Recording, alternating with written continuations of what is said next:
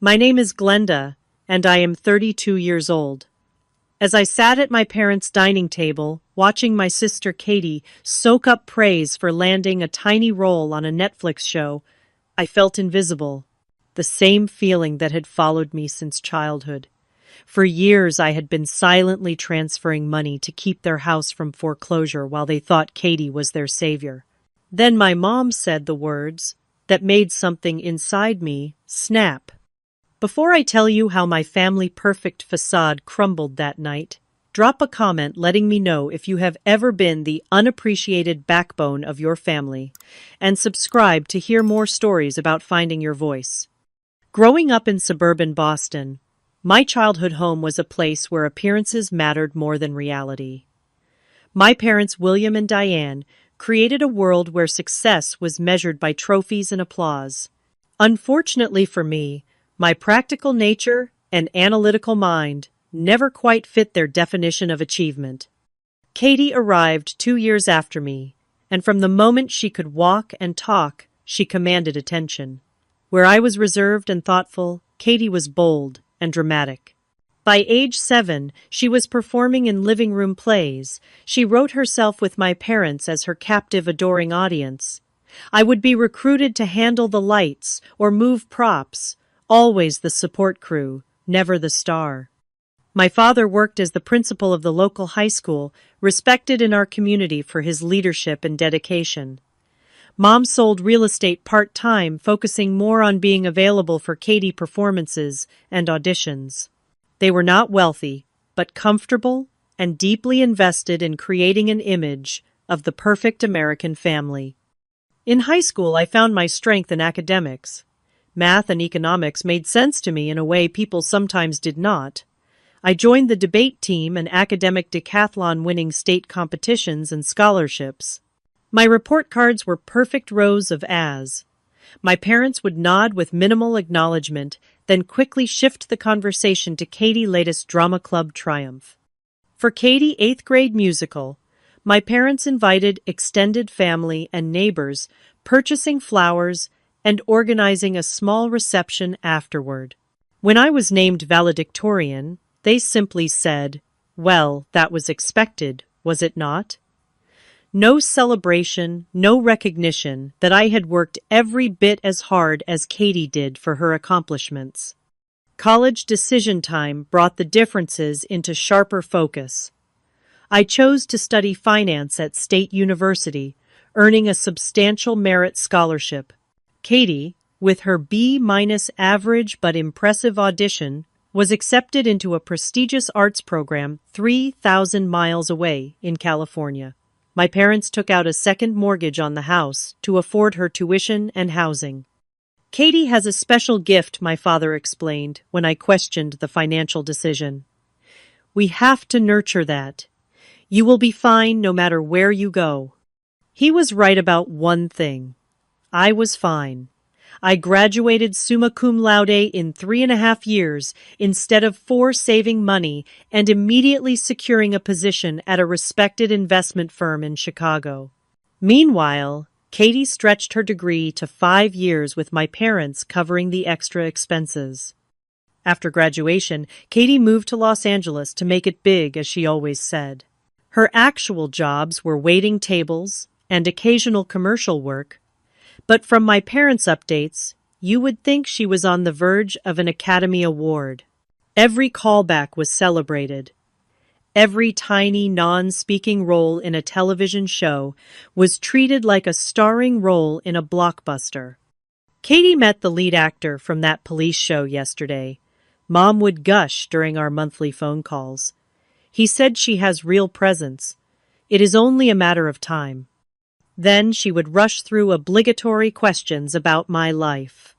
My promotion to senior analyst was met with a quick, "That is nice, dear," before pivoting back to Katie adventures. 6 years ago, everything changed for my parents. The school district faced major budget cuts, and my father was essentially forced into early retirement with a package that was far less generous than expected. Simultaneously, the housing market crashed, decimating my mother's real estate business. Their comfortable financial situation unraveled quickly. I discovered the severity of their situation during a rare visit home. While my parents were out picking up dinner, I noticed past due mortgage notices on my father's desk. They were 3 months behind and facing potential foreclosure. Next to the notices was a letter from Katie asking for money to cover her rent in Los Angeles. That night, I transferred $4,000 to my father's account. When he mentioned the banking error the next day, I said nothing. A month later, I set up an automatic transfer of $1,100 monthly. Over time, as their expenses increased and property taxes rose, I gradually increased the amount to $1,500. For 6 years, I continued these payments, never telling them I was the source. It was complicated by the story they began telling family members that Katie was supporting them with her Hollywood money. At family gatherings, they would praise Katie's generosity, while I sat silently knowing it was my money keeping them afloat. Katie's success has been such a blessing, my mother once told my Aunt Meredith at Thanksgiving within my earshot. She makes sure we are taken care of. The irony burned, but I said nothing. Part of me felt obligated to help my parents, who, despite their favoritism, had still provided for me growing up. Another part felt a bitter resentment growing. I was succeeding in the ways they had taught me to value education, financial stability, responsible planning, yet none of it seemed to matter compared to Katie's occasional commercial or 2 lines on a cable show. As months turned into years, the financial burden became heavier. I had passed up opportunities for travel, delayed buying my own home, and lived far more frugally than my income required, all to ensure my parents kept their house and lifestyle. Meanwhile, Katie's social media showed her at exclusive restaurants, on beach vacations, and at Hollywood parties. My parents never questioned how she managed this lifestyle while supposedly supporting them. The resentment grew quietly, like interest, compounding in an account no one monitors. I began to dread holidays and family gatherings, knowing I would once again be relegated to the shadows of Katie's imagined success. But I continued the payments month after month, telling myself it was the right thing to do. Occasionally, I would try to offer actual financial advice to help my parents become more self-sufficient, but these suggestions were always dismissed. "We do not need financial lectures, Glenda," my mother would say. "We have managed just fine all these years." The irony of this statement was never acknowledged. By my calculations, over the 6 years I had contributed over $80,000 to my parents' household expenses, money they believed came from Katie. Money that had prevented foreclosure, paid property taxes, covered medical bills, and even funded home repairs. And yet, whenever I visited Katie's childhood achievements, still lined the mantel and walls. My academic awards were stored in boxes in the attic. It was as if my contributions, both financial and personal, simply did not register on my parents' scale of success. The invitation came via text message from my mother Katie, landed a recurring role on that new Netflix show. "Family dinner this Saturday to celebrate. Be here by 5. No question about my availability, no acknowledgement of the 3-hour drive it would require, and certainly no awareness that I had an important presentation that same morning. Still, I rescheduled what I could, nailed my presentation, and hit the road immediately after, determined to be supportive, despite the familiar knot forming in my stomach. I arrived at exactly 4:55, already seeing the driveway filled with extended family cars. Aunt Meredith's SUV took the prime spot near the door. Uncle Frank's sedan was parked along the curb, and several of my cousins' vehicles filled the remaining spaces. I had to park a block away, walking briskly in the autumn chill, to avoid being late. Music and laughter spilled from the house as I entered without knocking, our family custom. In the living room, a scene straight from my childhood unfolded. Katie stood in the center, gesturing dramatically as she regaled everyone with a story. My cousins Denise and Peter sat enraptured while Aunt Meredith nodded enthusiastically. Uncle Frank laughed heartily, his booming voice filling the room. Katie paused mid-sentence. When she saw me, her expression flickering briefly before stretching into a wide smile.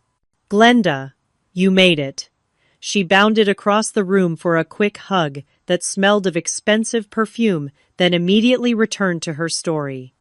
My mother emerged from the kitchen, wiping her hands on a dishcloth. "Glenda, you are right on time for once." The subtle critique was not lost on me. She gave me a quick pat on the shoulder, the closest she came to physical affection with me, while reserving her embraces for Katie. "Come meet Logan," Katie called, gesturing to a tall, well-dressed man I had not noticed before. "My new boyfriend. He works in finance, too, so you will actually have something to talk about." Logan stepped forward, extending his hand with a genuine smile. "Nice to meet you, Glenda. Katie has told me about her successful sister in Chicago." The compliment surprised me, as did his firm handshake and direct eye contact. Most of Katie's boyfriends tended to be as self-absorbed as she was, but Logan seemed different. As we exchanged pleasantries, I took in the living room, noticing the new furniture and recently painted walls. The hardwood floors had been refinished, and built-in bookshelves now framed the fireplace, where once there had been plain drywall, renovations that had likely been funded by my monthly transfers. Uncle Frank approached, drink in hand. "Glenda, good to see you. How is the money business?" Before I could answer, he launched into a detailed account of his own business troubles. "The restaurant supply chain is a nightmare these days. I am thinking about restructuring some debt. Any free advice for your old uncle?" He laughed, but I could tell the question was genuine. As I began offering some general suggestions, I overheard my mother talking to Aunt Meredith near the window. "Katie has been so generous with her success," she was saying, in a hushed but audible tone. "We could never have done the kitchen renovation without her help." My hand tightened around my water glass. The kitchen renovation had happened 3 months ago, right after I had sent an extra $2,000 when my father mentioned their refrigerator was failing. My cousins Denise and Peter wandered over both, looking bored now that Katie was occupied with Logan. "So you still doing that boring bank job?" Denise asked, scrolling through her phone as she spoke. "Investment analysis," I corrected mildly. "Just got promoted to department head, actually." "Cool," Peter said with zero interest. "Did you hear Katie might be in a movie next year?" She said some director saw her Netflix scenes and wants to meet with her. Before I could respond, my mother called me into the kitchen. The newly renovated space gleamed with granite countertops and stainless steel appliances. The farmhouse sink I had listened to my mother dream about for years was finally installed, along with the custom cabinets she had shown me in magazines. "You could have worn something nicer," she said, by way of greeting eyes, critically scanning my business attire, the same clothes from my morning presentation. "And have you gained weight? That jacket looks tight." "I came straight from work, Mom," I explained, choosing to ignore the weight comment. "Had a big presentation today. Actually, I was promoting our new investment strategy to the executive board. They approved it, and I will be leading the project team." She responded, turning back to the stove, where she stirred Katie's favorite pasta dish. "Can you take these rolls to the table and tell everyone dinner is in 5 minutes?" As I arranged the rolls in the bread basket, I noticed my father's desk in the corner of the adjoining office. Bills were stacked neatly beside the computer, and I could see the edge of one of my checks peeking out from beneath a folder. My stomach tightened. My father entered the office, stopping short when he saw me. "Glenda, you made it." His expression held something my mother lacked a trace of guilt. "Hi, Dad," I said softly. An awkward moment passed between us. He seemed about to say something significant when my mother called from the kitchen, "William, bring the wine glasses." The moment broken, he nodded and moved to the cabinet, collecting glasses without meeting my eyes again. We gathered around the dining table, which had been extended to accommodate everyone. Katie was given the seat of honor beside our parents, while I sat between Uncle Frank and my cousin Peter, directly across from Logan.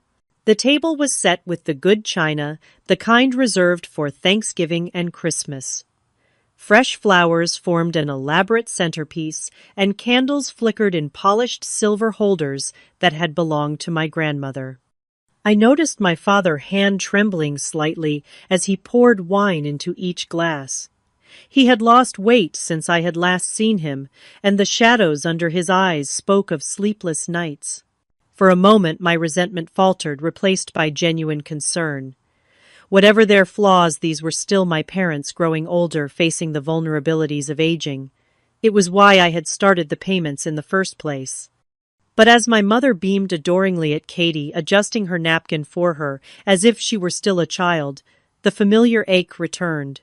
I had never known that kind of doting attention from her, not even when I was small. I took a large sip of wine, preparing for the evening ahead. "A toast," my father announced, raising his glass, once everyone was seated, to Katie and her big break. "We always knew you would make it, sweetheart." Everyone raised their glasses, murmuring congratulations. I joined in, genuinely happy for my sister, despite everything else. Creative success had been her dream since childhood, and I knew how hard the entertainment industry could be. "Tell everyone about the role," my mother prompted, practically glowing with pride. Katie set down her glass with a dramatic flourish. "Well, it started with this absolutely grueling audition process. 8 callbacks. Can you believe it?" The director said, "I was the only one who really understood the character emotional core." She launched into an elaborate tale of her audition triumphs, describing in detail how she had impressed various industry executives. According to her story, she had beaten out actresses who had been on major shows thanks to her unique interpretation of the character. "And how many episodes will you be in?" I asked, during a brief pause, genuinely curious. 3 guaranteed, but the showrunner hinted it could become more if the audience responds well, Katie answered. "Which they will, obviously." I smiled and nodded, then added, "That is great, Katie. Really exciting."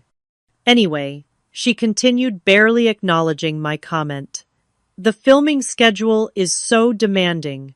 5 a.m. call times, sometimes shooting until midnight.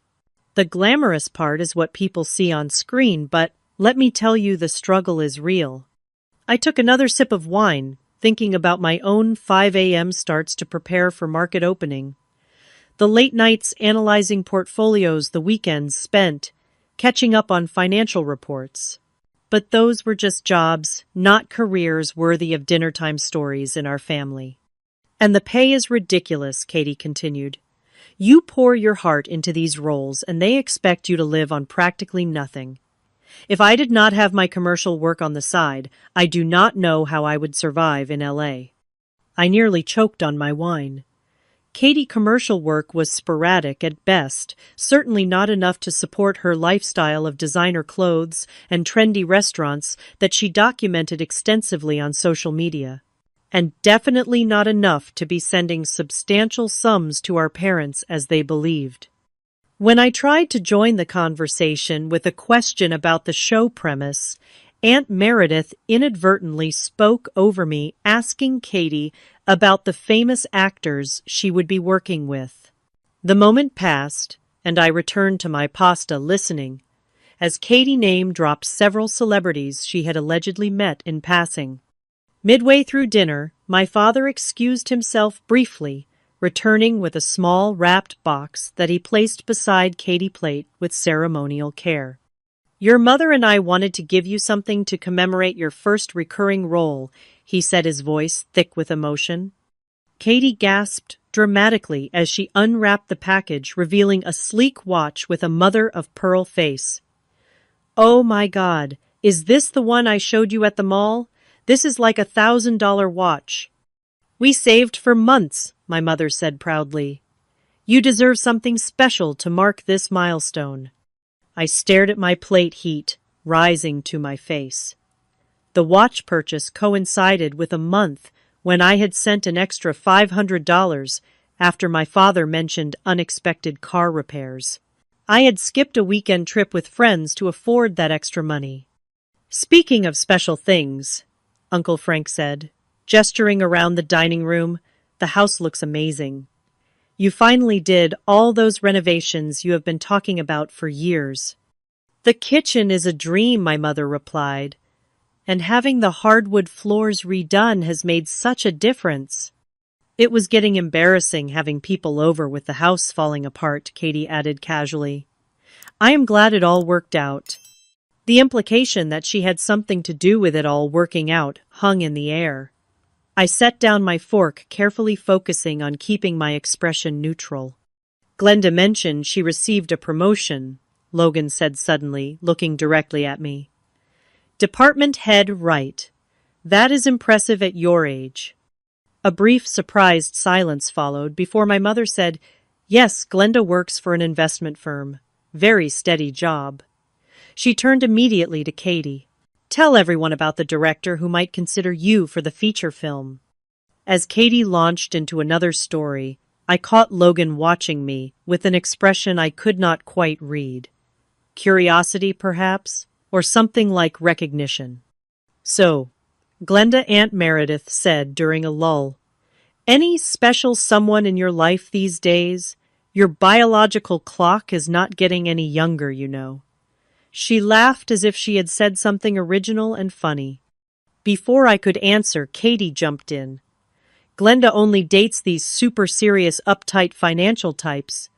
I keep telling her she needs someone who will help her loosen up and actually enjoy life. I enjoy my life, I said quietly, but firmly. Katie rolled her eyes. You work 60-hour weeks and probably have a color-coded system for your sock drawer. There is nothing wrong with being organized, I countered. See what I mean, Katie said to the table at large.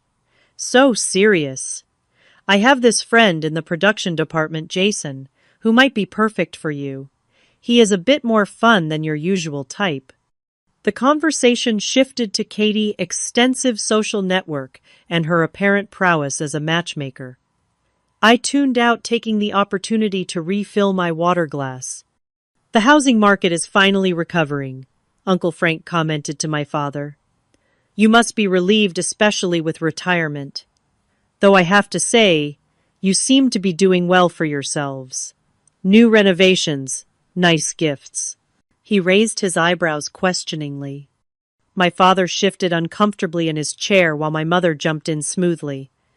We have been fortunate with some investments paying off. She deliberately avoided looking in my direction. I always tell them real estate is the way to go, Katie said confidently. Buy when the market is down, sell when it is up. Basic principles. I bit my tongue, remembering the long conversations I had with my father about diversifying their retirement accounts, advice he had politely listened to, but never implemented. Now Katie was dispensing financial wisdom she had likely heard on a podcast, and my parents were nodding as if she were Warren Buffett. Katie has always had a good head for these things, my mother added. Even as a child, she understood value. Uncle Frank looked skeptical, but said nothing. I noticed my cousin Denise smirking slightly, perhaps sensing the inconsistency. Remember when the housing crash hit and things were tight for a while, Katie said, touching my father's arm sympathetically. I am just glad I was in a position to help out. Family first, always. My chest tightened as I watched my parents nod gratefully at Katie. 6 years of my sacrifices were being casually claimed by my sister, who had never contributed a cent to their welfare as far as I knew. The tension in my body was becoming physical, a clenched jaw, white knuckles around my water glass, a dull ache spreading across my shoulders. Logan must have noticed my discomfort because he tried to steer the conversation elsewhere. I understand you were a high school principal, William. That must have been rewarding work. It was my father, began seemingly relieved by the subject change. But Katie interrupted. Dad was the best principal ever. Everyone loved him. I used to visit his office after school, and all the teachers would say I had his charisma. That is probably why I am good with directors now. I learned those people skills early. Logan tried again. Glenda mentioned you have been doing some consulting work since retirement. Just a little career counseling at the community college, my father said. Nothing as exciting as Hollywood, he added, smiling at Katie.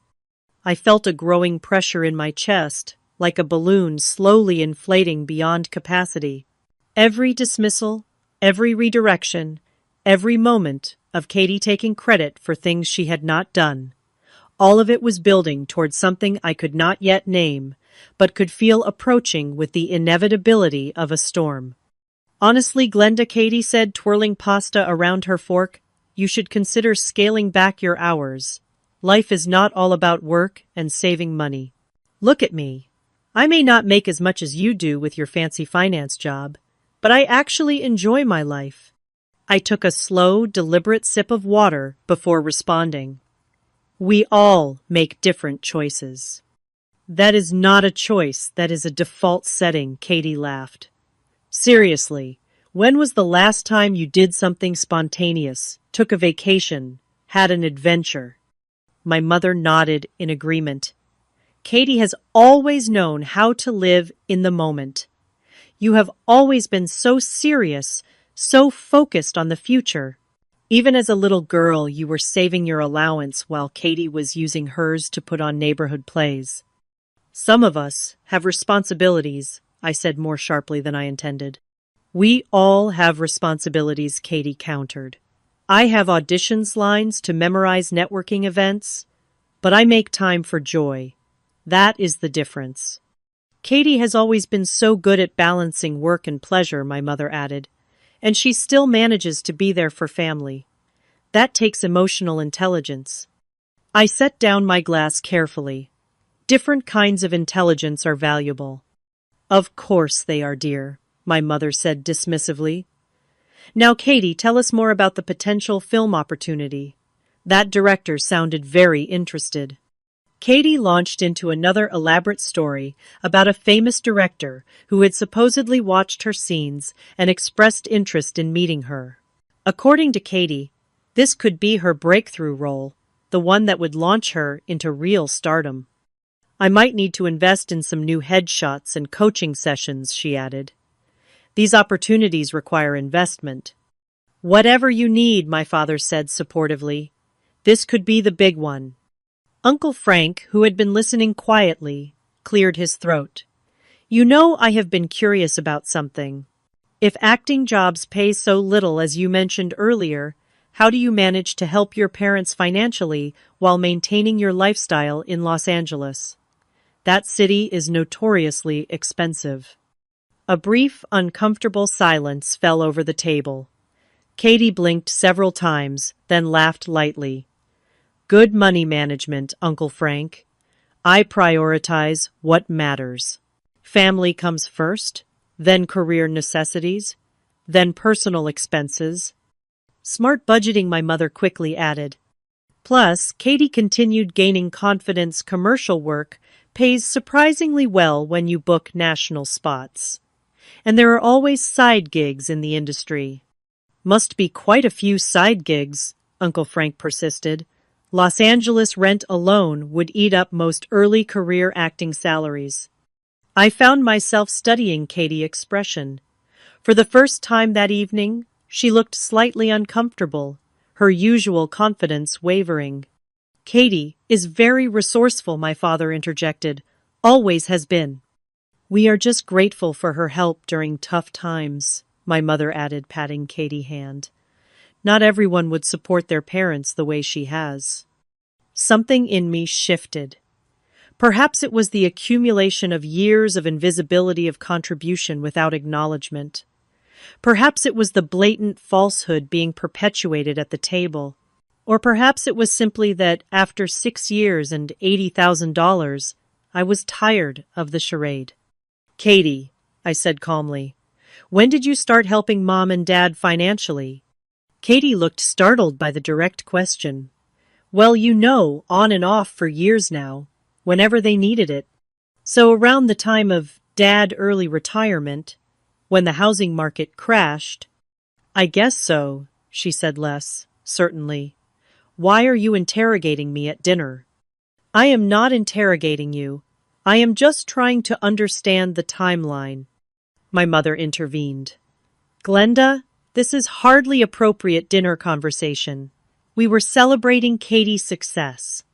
I am just curious, I persisted. Approximately how much have you contributed to the household expenses since Dad retirement ballpark figure? The tension at the table was palpable now. My cousins exchanged glances while Aunt Meredith leaned forward slightly, clearly interested in the answer. Katie flushed. I do not keep track of that kind of thing. When family needs help, you just help. You would not understand because you have always been so calculating with money. I am an analyst. Being precise with figures is literally my job. Well, not everything can be reduced to a spreadsheet, Glenda Katie snapped. Some of us have emotional intelligence, too. My mother narrowed her eyes at me. Why are you trying to diminish your sister's accomplishments? This is supposed to be a celebration. I am not diminishing anything. I am asking a simple question that no one seems able to answer. Katie pushed her plate away dramatically. You have always been jealous of me, just because I pursued my passion instead of taking the safe route. Jealous, I repeated, feeling a strange calm settling over me. Of what exactly? Of my creativity, my willingness to take risks, of the fact that I am actually making it in a competitive industry while you push papers in an office. Katie Logan warned quietly, looking uncomfortable. But Katie was on a roll now. You have always resented the fact that I have actual talent while you just have a knack for numbers. Admit it. My mother chose that moment to deliver the blow that would change everything. She hissed across the table. You are just bitter because Katie succeeded, and all you will ever be is a number cruncher in a cubicle. The table fell silent. I felt everyone's eyes on me waiting for my reaction. In that moment, 6 years of silent support, of denials and sacrifices, of being the invisible backbone of the family, while Katie received all the credit, it all crystallized into perfect clarity. I set down my napkin and looked directly at my mother. My voice was steady, almost conversational, when I said, then ask Katie to return the $80,000 I have given you since college. I am sure a successful actress would have no problem repaying that. The silence that followed was absolute. My father's fork clattered onto his plate, his face draining of color. My mother froze wine glass halfway to her lips. Aunt Meredith's mouth formed a perfect O of surprise.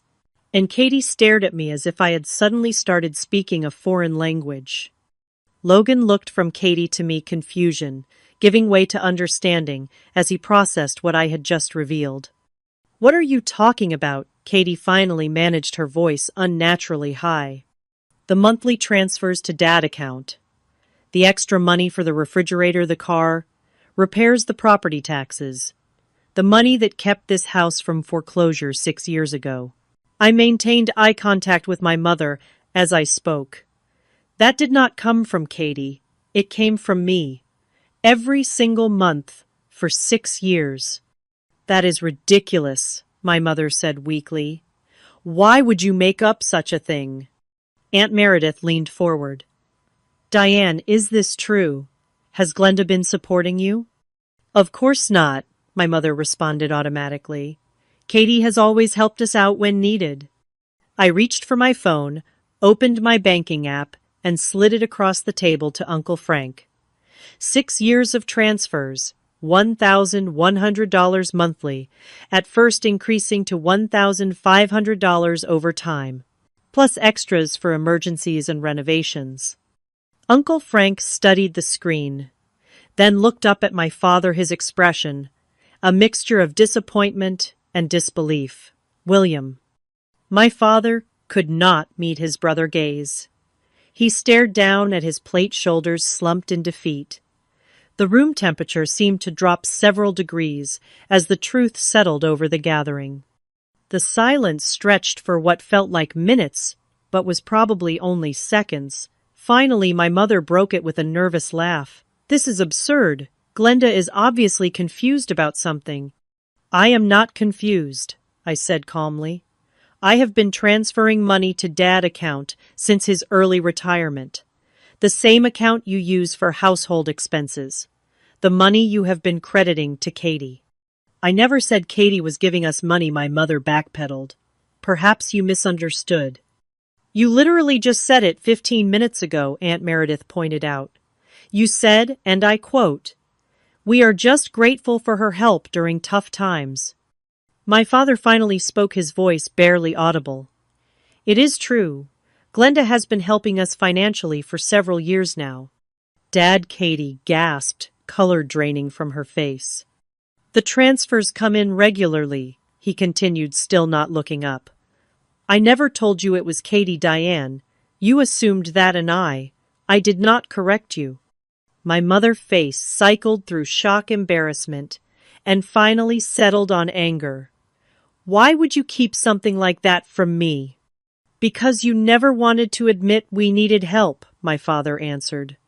Especially not from Glenda. It was always Katie who was supposed to be the successful one. Katie pushed back from the table abruptly. This is humiliating. You have all been lying to me. Her eyes filled with tears, making me think I was helping when I could barely make rent some months. No one asked you to claim credit for money you never sent, I pointed out. I never claimed anything, Katie shouted. Mom and Dad always said they were doing fine. Then occasionally, they would thank me for my support. And I thought they were just being nice about the occasional check I sent for birthdays or Christmas. Occasional check, I repeated. Katie, they believe you have been supporting them substantially for years. That is why they praise you constantly and dismiss everything I do. They think you are the reason they still have this house. That is not true, my mother protested, but her voice lacked conviction. Katie turned to our parents. Have you been telling people I was supporting you financially? Neither answered, which was answer enough. I cannot believe this, Katie said, tears now streaming down her face. I am being ambushed at what was supposed to be my celebration dinner. Glenda is obviously making this up to ruin my moment because she is jealous. I am not making anything up, I said, pulling up more bank records on my phone. Would you like to see 6 years of transfers? The dates correspond perfectly with the renovations, the new appliances, the property tax payments. This is a private family matter, my mother announced to the table at large. Perhaps we should discuss it another time. We are family too, Aunt Meredith said firmly. And, frankly, Diane, I have listened to you praise Katie's financial support for years while barely acknowledging Glenda. If what she is saying is true, you have some serious explaining to do. It is true, my father confirmed, finally looking up. His eyes met mine, briefly filled with shame. Glenda has been our primary support since my retirement package fell short. Without her, we would have lost the house years ago. Katie stood up suddenly. I need some air. She walked out of the dining room, footsteps, heavy on the new hardwood floors. My mother glared at me then, at my father. I cannot believe you have done this. She threw her napkin on the table and followed Katie. An uncomfortable silence descended on the remaining dinner guests. My cousins stared at their plates, while Uncle Frank and Aunt Meredith exchanged meaningful glances. How much exactly? Uncle Frank finally asked. About $80,000 over 6 years, I answered, give or take.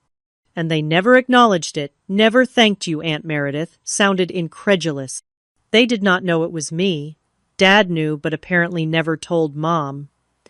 I think he was too ashamed to admit how bad things were financially. Logan, who had been silent through the revelation, finally spoke. That is an incredible act of generosity, Glenda. Most people would not do that without recognition. It was not about recognition, I said, though. That was not entirely true.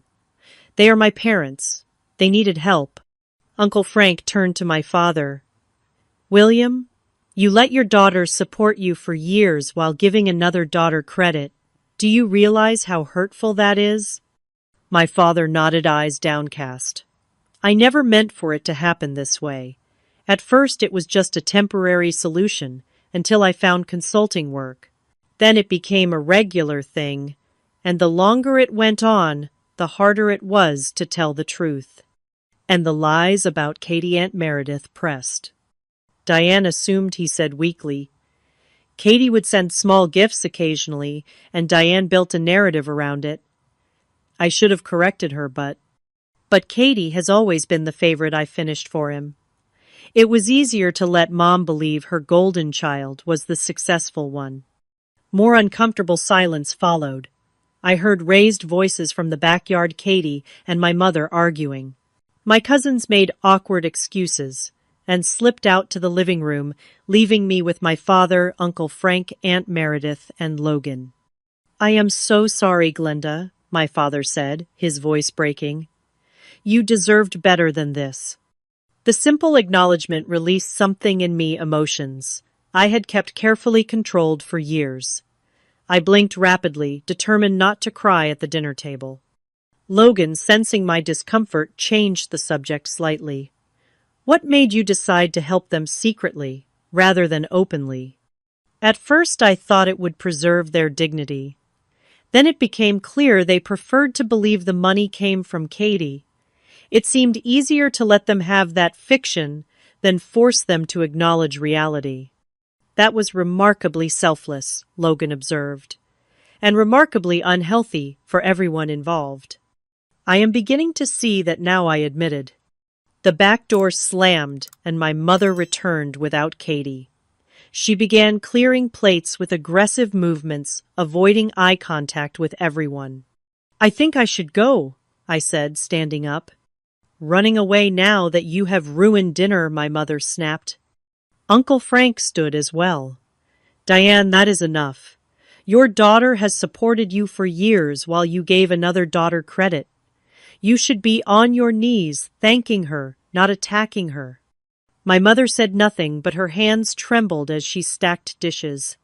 I will walk you out, Logan offered, surprising me. We moved through the living room, where my cousins were huddled, pretending not to have been listening to everything. Outside, the evening air was cool and refreshing after the heated tension of the dining room.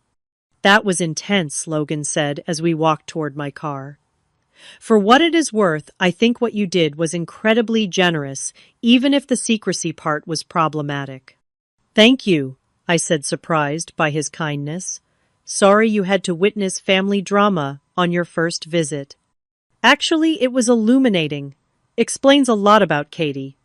He hesitated, then added, She always portrays herself as this hugely successful actress who helps her parents. Finding out none of that is true makes me reconsider some things. I unlocked my car, then turned to him. She does have talent. And she did land that Netflix role on her own merits. The financial stuff is separate from that. He nodded. That is gracious of you to say, considering everything. Listen, would it be okay if I got your number? Just in case there is fallout from tonight. Katie might need some support from both of us. I gave him my number, touched by his concern, despite the awkward circumstances. As I drove away, the emotional weight of the evening hit me all at once. 6 years of secrets had exploded in a single moment, changing family dynamics that had been established since childhood. There was no going back now, only forward into unknown territory. Halfway home, my phone rang. I answered on Bluetooth, expecting it to be Katie or my parents.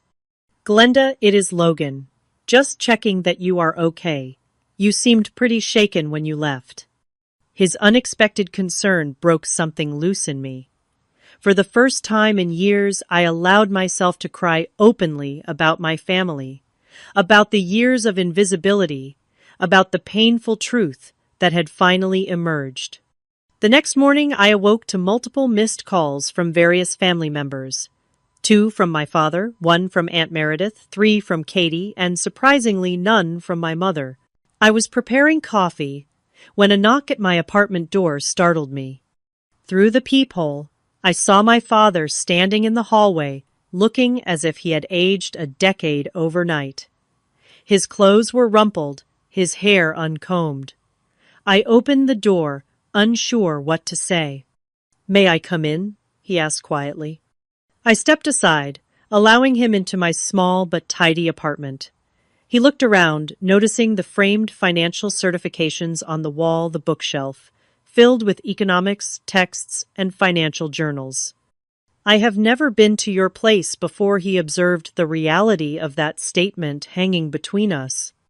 "Would you like coffee?" I offered, falling back on politeness in the absence of knowing what else to do. "Please." We sat at my small kitchen table, steam rising from our mugs, neither speaking immediately. Finally, my father broke the silence. "I need to tell you how deeply ashamed I am," he began, his voice unsteady. "Not just about the money, though that is bad enough, but about how I have treated you compared to Katie." I stared into my coffee. "Why did you never tell Mom the money came from me?" He sighed heavily. "It was complicated. At first, I was too ashamed to tell her how bad things really were. Then, when she assumed it was Katie, it just seemed easier. Your mother has always had certain expectations about how our family should appear to others. And Katie was always meant to be the successful one I supplied." "It was not that simple," he countered, then paused. "Or maybe it was. Katie's struggles have always been more visible, more dramatic. Your strength, your self-sufficiency, it made it too easy to take you for granted." He took a deep breath before continuing. "There is something else you do not know. 2 years ago, I had a minor heart attack." My head snapped up. Why was I never told?" "We did not tell either of you girls. Your mother was afraid it would worry you unnecessarily. I was put on medication, told to reduce stress. The medical bills added another layer of financial pressure." "You should have told me," I said, hurt by this additional secret. "I know that now. But your mother, she has this image of how a father should be. Strong, providing, never weak. Admitting we needed your financial help would have shattered that image." "So you let her believe it was Katie?" "Yes," he admitted. "It was wrong. I justified it by telling myself I was protecting everyone, your mother, pride. Katie, self-image, your freedom, from feeling obligated. But really, I was just protecting myself from having to face the truth." As painful as his words were, I appreciated his honesty. "Thank you for admitting that. It is the very least I can do." He reached across the table hesitantly, placing his hand over mine. "Glenda, I need you to know something. I have always been proud of you. Your intelligence, your work ethic, your kindness. I just never knew how to show it the way I did with Katie." Tears threatened again, but I held them back. It hurt, Dad, watching Katie get praised for things she never did while my actual contributions were invisible. "I know," he said simply, "and I will spend however many years I have left trying to make it right if you will let me." Our conversation was interrupted by my phone ringing. It was Katie.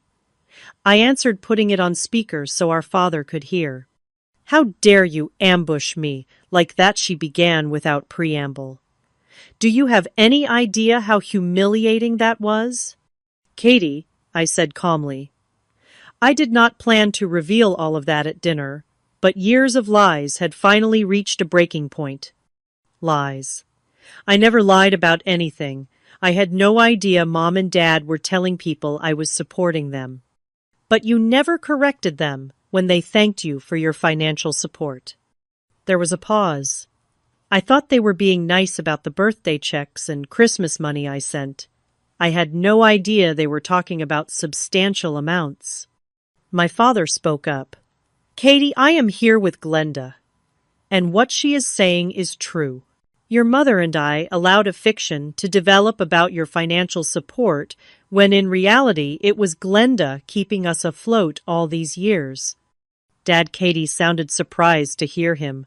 So you have just been lying to my face for years, letting me believe I was actually helping you when I could barely help myself. Do you know how stupid that makes me feel? We never meant to hurt you, sweetheart, he began. Do not sweetheart me right now, Katie snapped. I have spent years feeling guilty that I could not do more to help you, while apparently Glenda was sending thousands of dollars that you were attributing to me. Her anger was justified, I realized.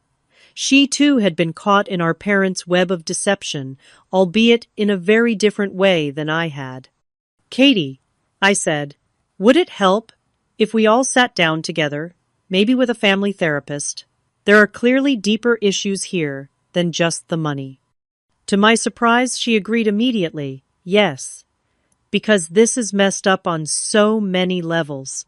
And Mom is refusing to even discuss it. She is acting like nothing happened. That does not surprise me, our father said quietly. We arranged to meet the following weekend with a family therapist I researched and contacted that same day.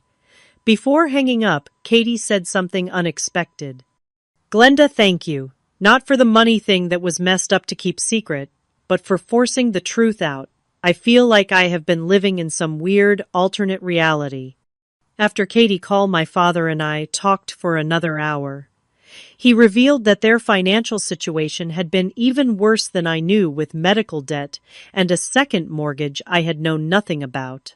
My contributions had literally saved their home multiple times over. I need to set some boundaries going forward, I told him. I cannot keep supporting the household at this level, especially not without acknowledgement. He nodded. You should not have to. I am going to increase my consulting hours, and your mother needs to face reality about our finances. Later that day, I received a surprising text from Logan Spent, the day with Katie processing everything. She is actually handling it better than expected. Wanted to check how you are doing. His thoughtfulness touched me. We exchanged a few messages about the situation, and he offered to be present at the family therapy session for moral support. Sometimes an outside perspective helps, he wrote. 3 days later, my mother finally called.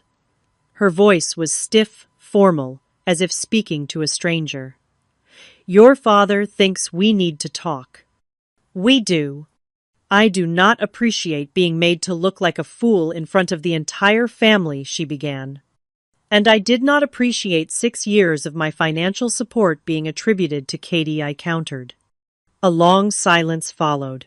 Then, unexpectedly, her voice broke. Do you know how hard it is to admit that you cannot provide for yourself after decades of independence? How humiliating it is to need your child financial help. I can imagine it is difficult, I said carefully, but pretending the money came from Katie, rather than acknowledging my help, that was not the solution. I know, she whispered. It was easier to believe Katie was the successful one. It fit the narrative I had always imagined for our family. And what narrative was that? That our artistic, creative daughter would make it big and take care of everyone, while our practical, responsible daughter would be fine on her own. You never seemed to need us, Glenda, not the way Katie did. The painful truth of her words struck me. In trying to be self-sufficient, I had perhaps made it too easy for them to overlook me. I needed your recognition, I said quietly. Your acknowledgement. Your pride in my accomplishments. For the first time in our adult relationship, my mother truly heard me. I am sorry, she said, her voice thick with tears. I have failed you as a mother. The family therapy session that weekend was difficult but necessary. With the therapist's skilled guidance, we began unpacking decades of family dynamics.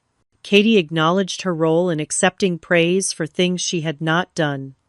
Our parents confronted their pattern of favoritism and the damage it had caused.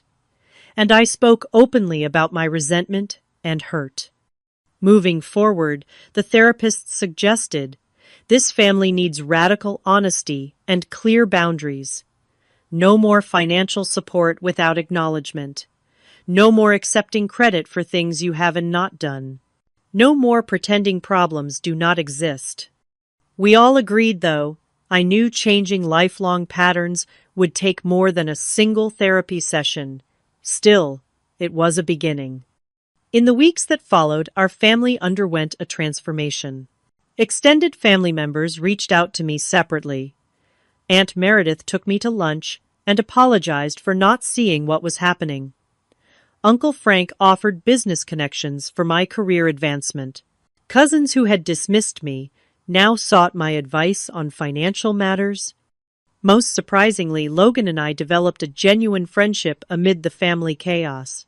His perspective as an outsider helped me see patterns I had been too close to recognize. When Katie decided to move back from Los Angeles to reassess her career and priorities, Logan supported her decision while continuing to build his own connection with me.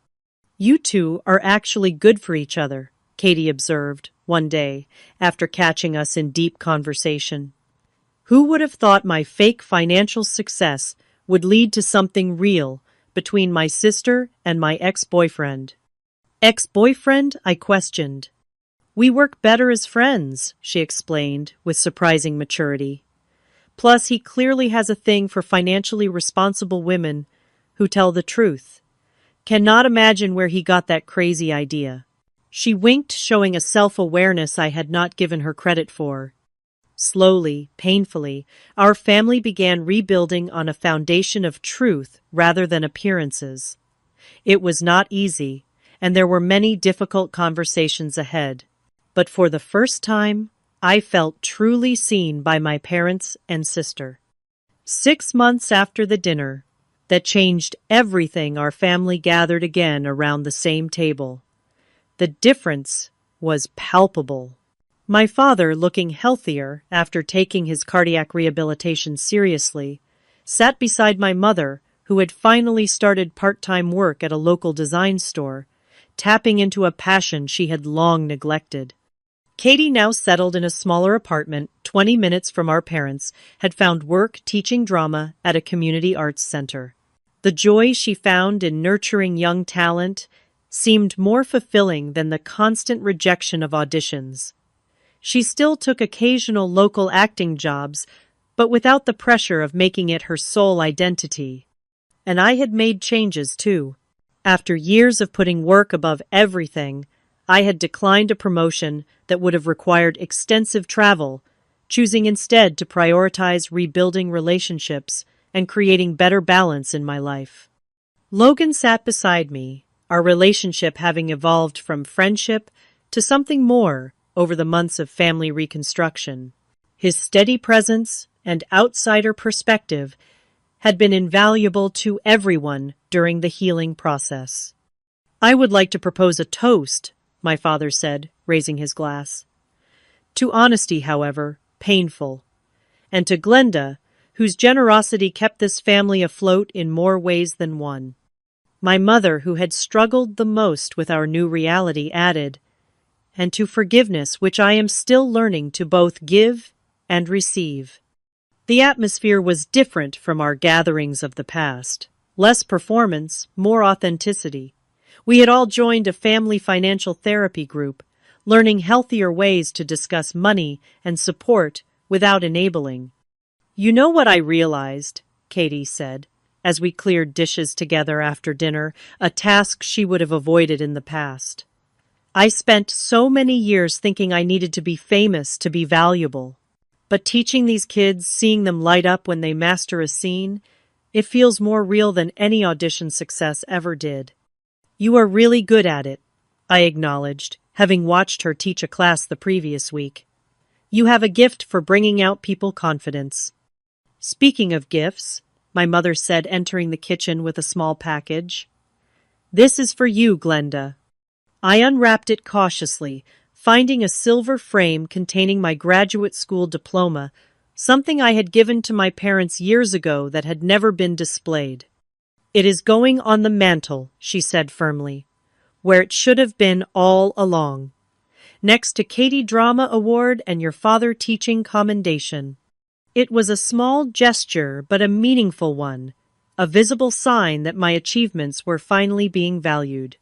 Later that evening, as Logan and I walked through my parents' neighborhood, he asked, "Do you regret it? The money, I mean? 6 years of supporting them secretly." I considered the question carefully. I regret the secrecy, not the support. Family helps family, that part I believe in. But enabling harmful patterns, allowing lies to continue, that I regret deeply. You know what amazes me about you, he said, taking my hand. You found a way to be generous without becoming a doormat. When it was time to speak up, you did, even though it was terrifying. It was necessary, I corrected. For everyone. And it had been. Katie had confided recently that discovering the truth had freed her from an impossible standard she could never meet. I was trying to be successful enough to actually help them the way everyone thought I already was. It was crushing me. My father's health had improved with the reduction in stress and secrecy. My mother was slowly finding her own identity beyond being Katie Mother. And I was learning that being valued did not require being perfect or invisible. The most profound lesson I had learned was that real love does not thrive in shadows. The financial support I had provided came from a place of genuine care, but by keeping it secret, I had enabled destructive patterns that hurt everyone, including myself. True support requires honesty, boundaries, and mutual respect, not just sacrifice. At our most recent family therapy session, the therapist had noted how far we had come. What happened in your family is actually quite common, she explained.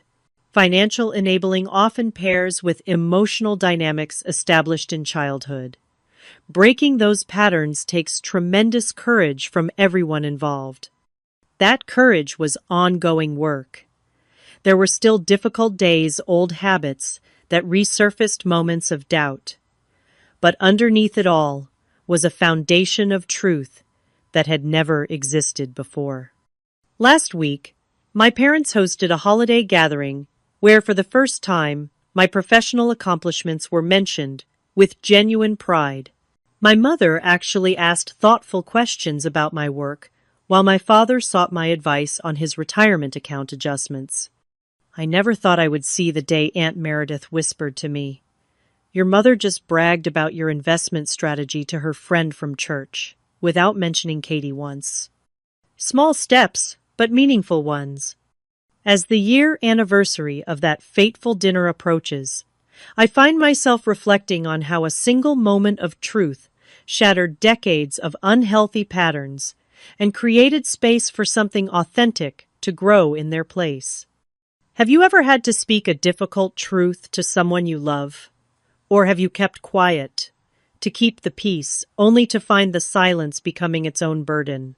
I have learned that relationships built on honesty may be more challenging, but they are infinitely more rewarding than those built on comfortable fictions.